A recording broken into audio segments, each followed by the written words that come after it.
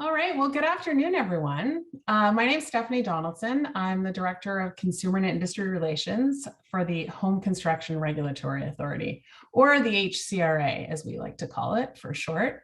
And on behalf of the team at the HCRA, thank you so much for joining us today as our CEO and Registrar, Wendy Moyer-Atchison, and Deputy Registrar Mark Spector take us through an understanding of the recently enacted Code of Ethics for the new home building industry.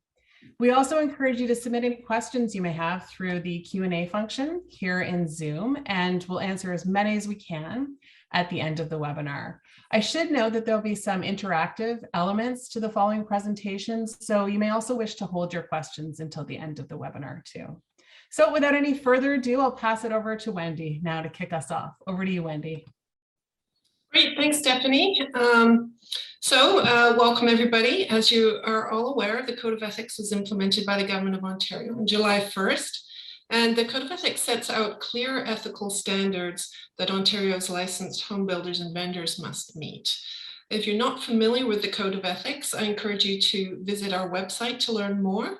We do provide a link to the full listing where all obligations of the code are listed. Our website is hcraontario.ca. Next slide, please.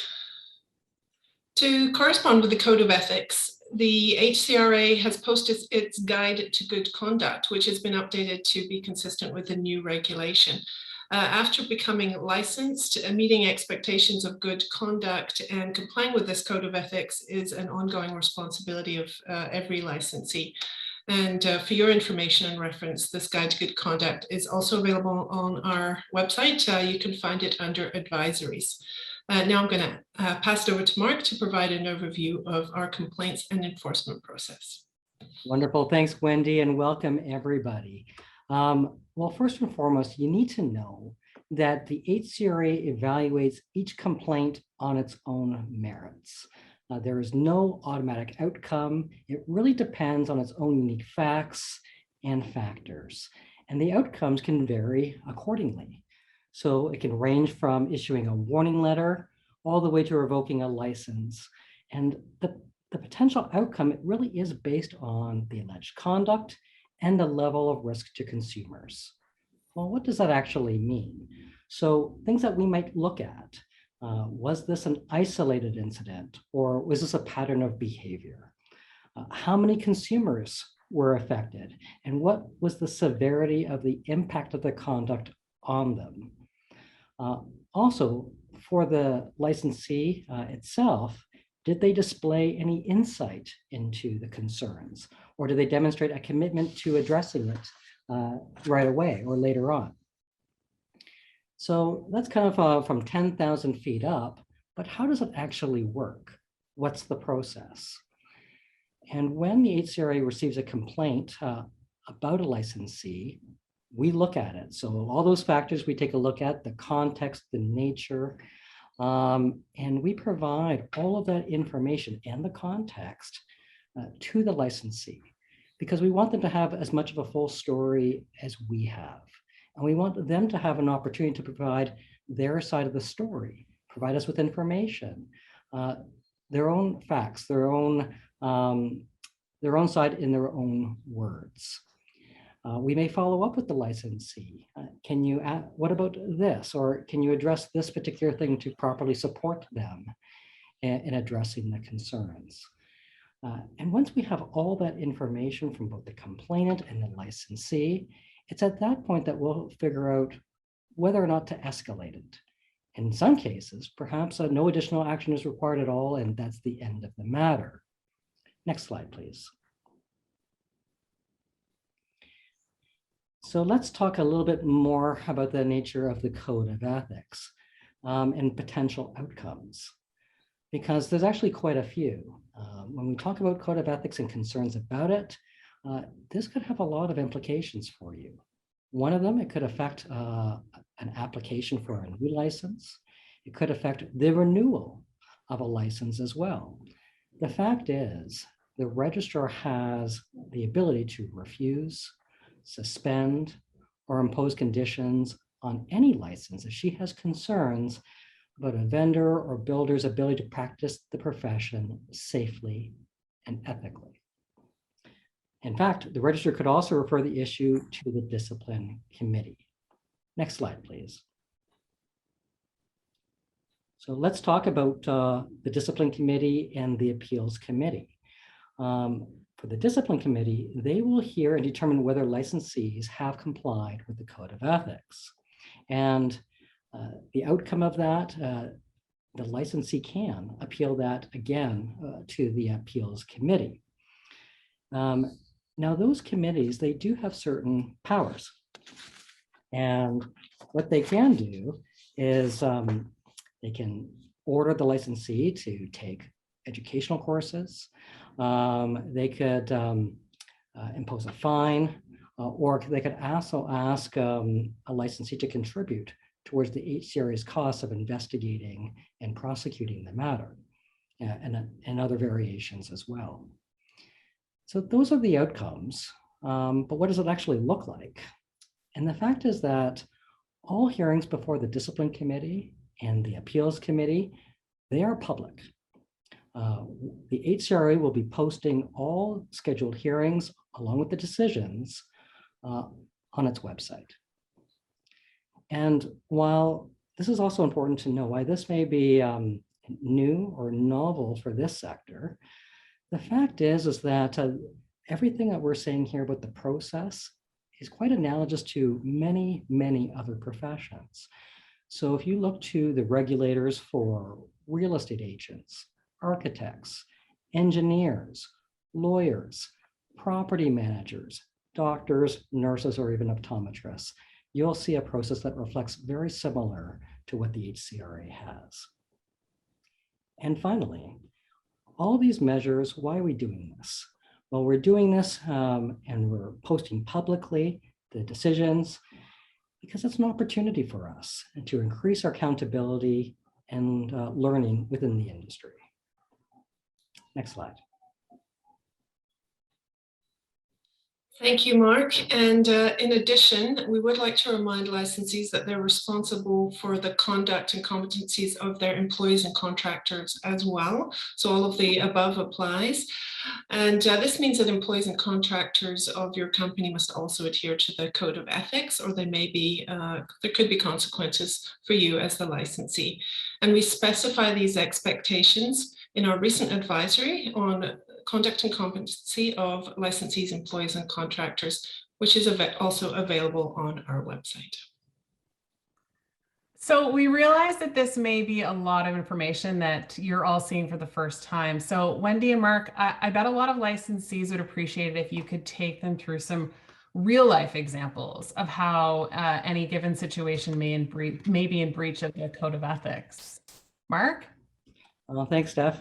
So everyone joining us today should have received a communications notice about the Honesty Integrity Advisory we issued at the end of May. Now, if you missed this, please visit our website and take a look. So as an example, in the last several months, we've received an increased number of consumer complaints regarding the manner in which some licensees are asking purchasers to amend their agreement of purchase and sale. Next. So what we have here is a fictitious agreement of purchase and sale negotiation letter that a complainant has received. So I'd like you just to take a moment to read that, and then we're going to talk about it.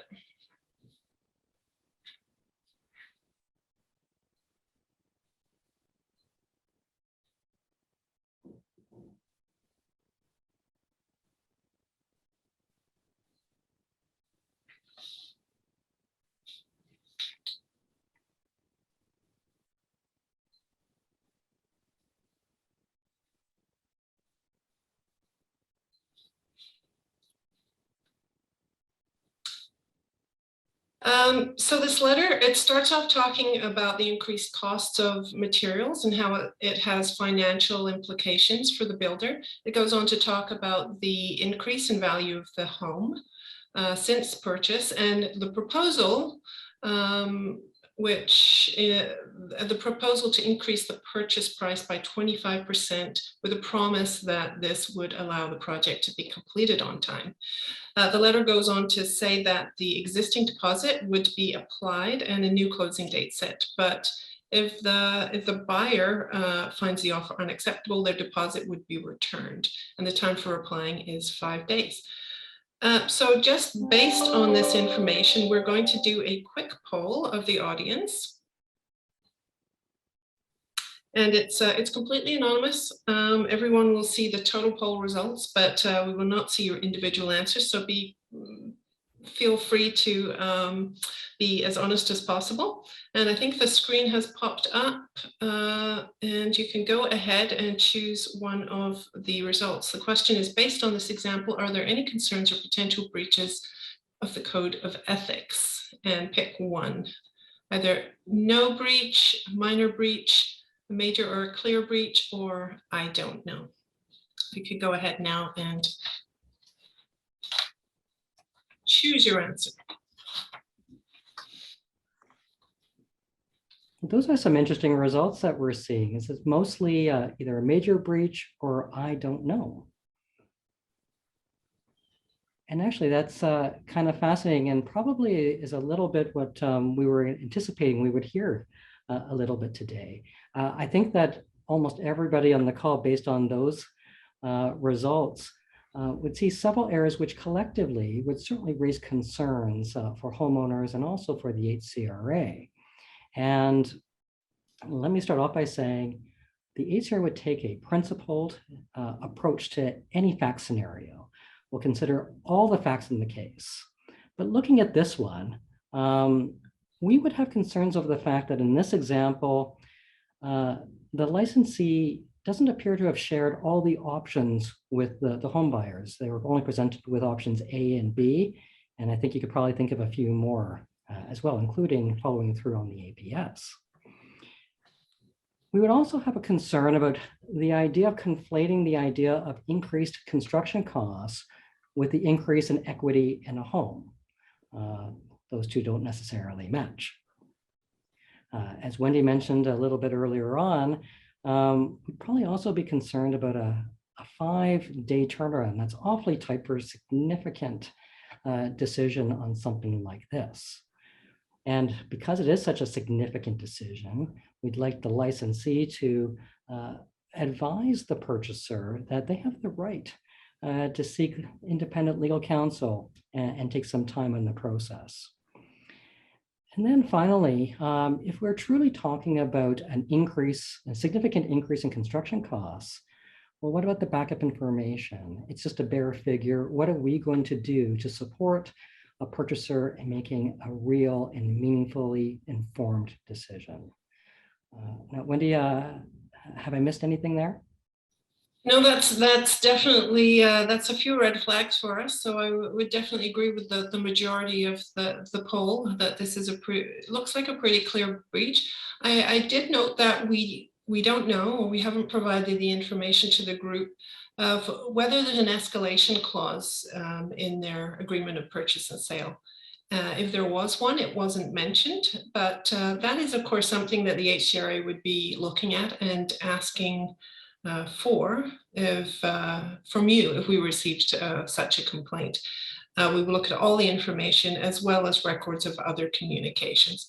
But in this case, as you noted, Mark, even without a copy of the contract, the letter does raise quite a few red flags. But just to be clear, part of our process for everybody is that we will always be asking for information. If you are the recipient of a complaint, we would be asking you for full information before making any kind of decision. So maybe we'll go to the next slide. And this one is the section in the regulation in the Code of Ethics that talks about discrimination. And we can see the full wording of that on the next slide. So it's about discrimination, harassment, or bullying, and also providing reasonable accommodations. So for this one, really anything that looks like a breach of human codes would apply in this category, although it's important to note that there doesn't have to be a determination made by a court or tribunal in order for us to make a decision, again, based on all the facts. We would also look at the unacceptable behaviors, bullying, harassments, which may or may not be related to discrimination. It's sometimes difficult to determine whether somebody's activities or behaviors are in fact discriminatory or not, but it's certainly very clear, a lot clearer, I would say, when somebody is having bullying or harassing behavior. So we would look at all of those things. Particular examples that we might have would be refusing to sell to a person or refusing to provide service based on somebody's race or religion, for example. And it might not just be a homeowner or a home buyer.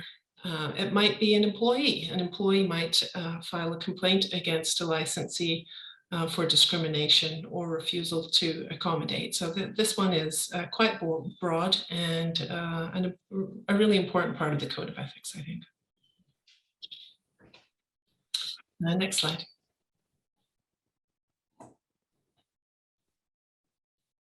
So now we're going to talk about protection of the public. And I think the next slide will show some text for that. But by way of overview, this is, we can all inherently understand this. This is why we exist. This is mom and apple pie kind of stuff, and it's part of everything that we do. But when we talk about the public, most people just think about home buyers.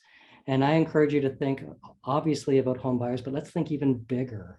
Let's think about our staff, our employees, visitors to job sites, and all of our clients.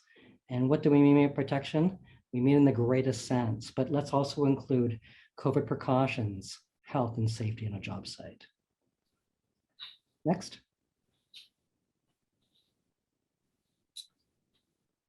All right, so the next one, it's actually two different sections of the regulation: a disclosure, marketing, false advertising, and misrepresentation. And we have the wording of those sections on this slide here.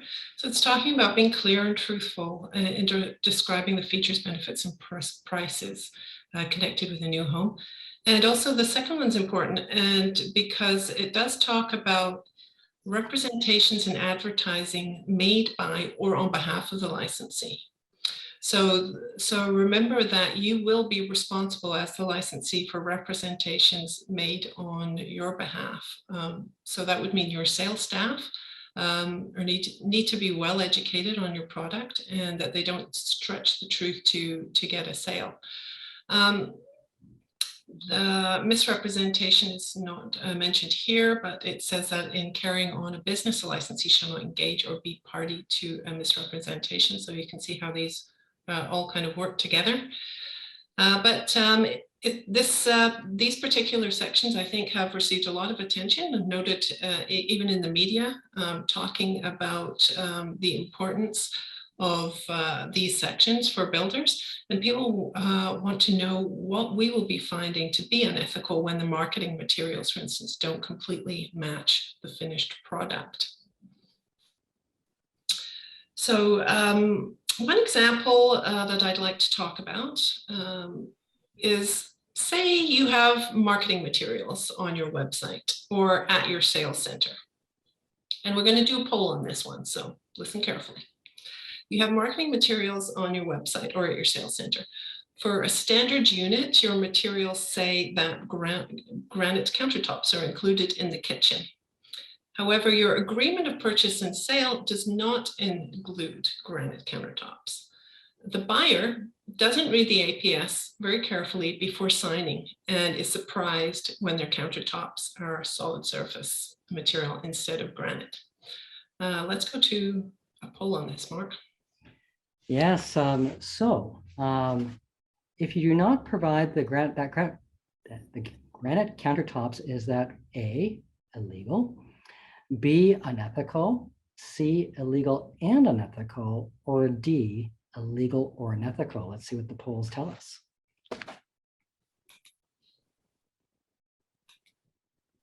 Well, that's interesting. A mix of unethical and illegal and unethical, almost right down the middle. Yeah, that is quite interesting.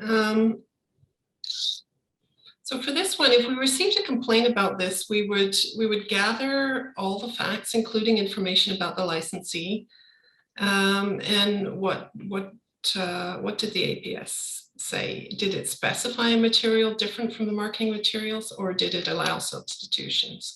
I suppose that might account for some of the differences in the responses. That some folks, seems like most folks did think that it was unethical, and it might have also been illegal.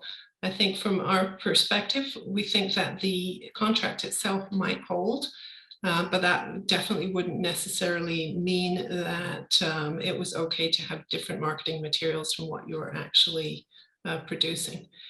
And if the material, if it did specify material different from the marketing materials, did it allow substitutions?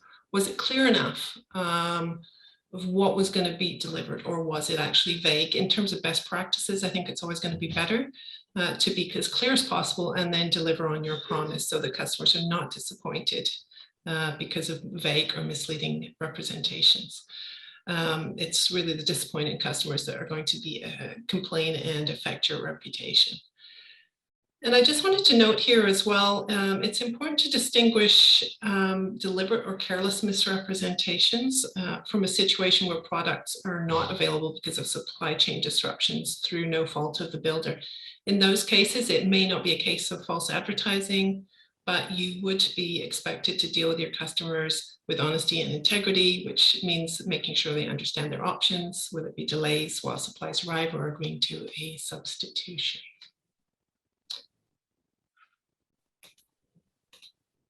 So it sounds like our licensees here, they're pretty on top of what's what so far in the Code of Ethics. Did you have anything to add to that, Mark? No, that was perfect. Thanks, Wendy. So next slide, please. So next we'll talk about financial responsibility, and you'll see the text in just a few moments. But you might be interested to know that the issue of financial responsibility comes up in about 20% of all the concerns the HCRA hears about. It's actually one of our top three. The other two being concerns about delay of the project and warranty defects. But that begs the question, what does this actually mean when we talk about financial responsibility? And it's pretty broad. Most think that it really involves just the failure to return deposits, and that might be some of it. But it certainly could include the inability to fund a project, the importance of remaining solvent. So for example, if a licensee became bankrupt, or they had an excessive number of liens against their projects, obviously the HCRA would want to know about that. Next. All right, so unprofessional conduct is the next one that we want to talk to you about. And here's the list of the different types of behaviors that we might consider to be unprofessional conduct. And as the last point there, it's likely to bring the sector into disrepute. That's really important because the number of things that we might be,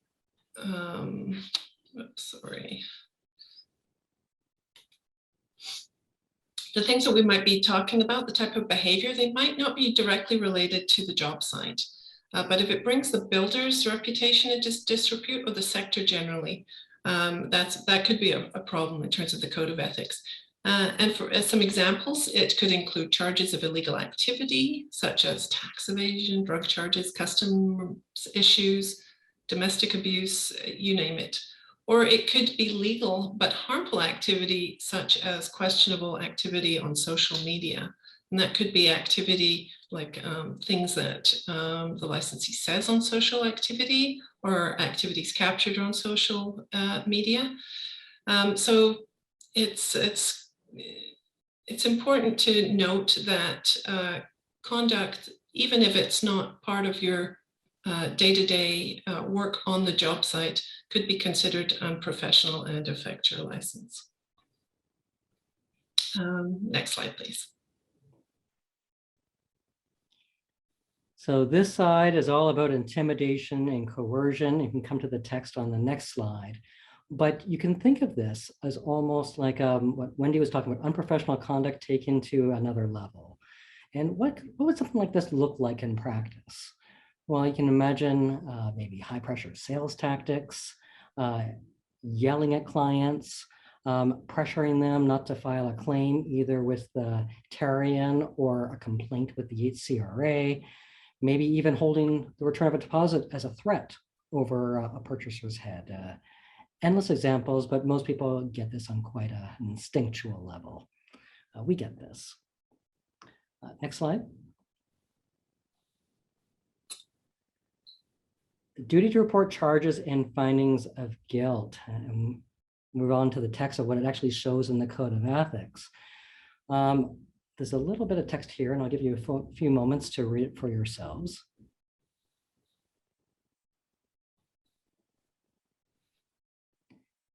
So this is a requirement on your application forms and on our renewal forms. And you'd be surprised how many people do not disclose a criminal history and just say, I forgot. And it's really important as well to, when we talk about, we're not just asking about findings of guilt. This actually asks about charges. So the HCRA would want to know on an application about scenarios where charges were late, but maybe even later withdrawn, or the person was ultimately found not guilty. There's still an obligation to disclose the charges to us in the first place. Next.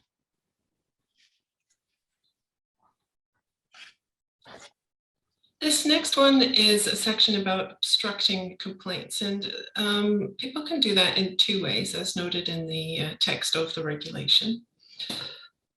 We hear concerns from consumers sometimes that they're afraid to make complaints against their builder because of fear of reprisal or fear that they won't be provided with good service if they do. So both this section and the intimidation and coercion section that Mark just spoke about could apply if that was the case. And licensees can also obstruct the registrar into looking into complaints. And a recent real life example was a vendor who allegedly failed to fully cooperate with the search warrant exercised by the HCRA. And that would be both an offense under our legislation and a breach of the Code of Ethics.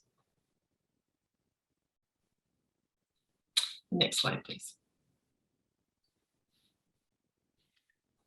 Confidentiality. So this one is pretty basic, and we can go to the actual wording of the Code of Ethics.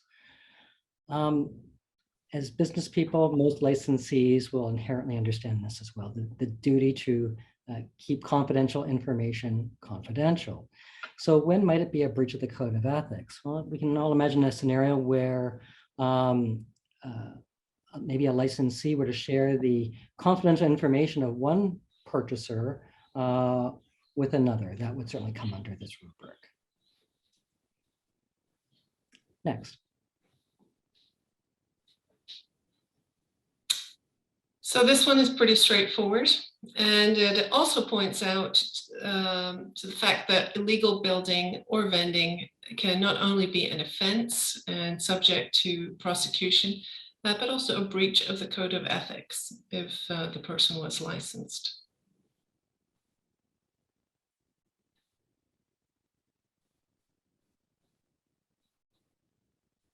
I'll give you a second to read some of that.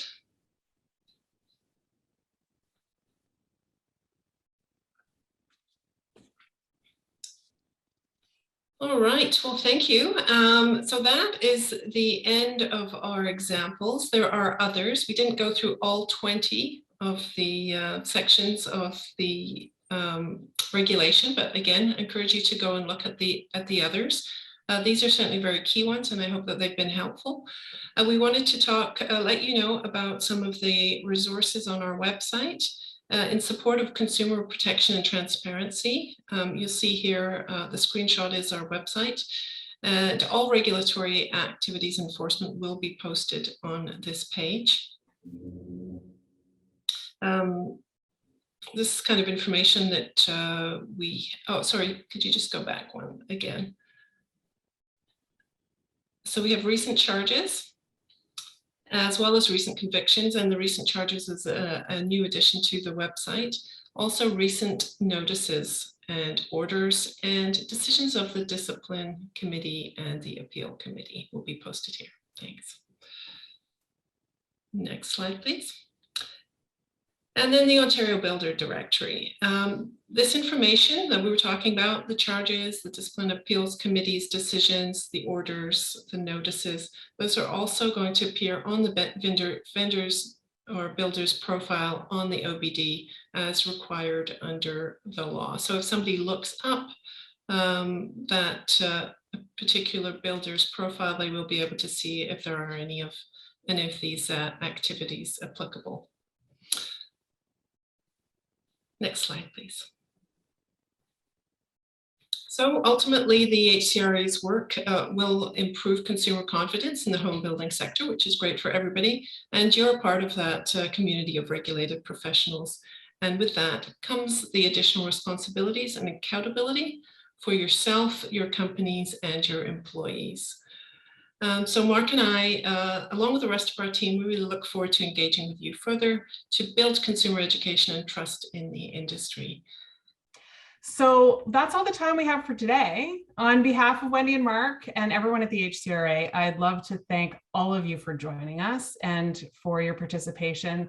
And if your question just rolled in and we didn't get to it, please don't hesitate to reach out to us at our email info@hcraontario.ca. I hope you have a wonderful rest of your day, and thanks again. Goodbye, everyone.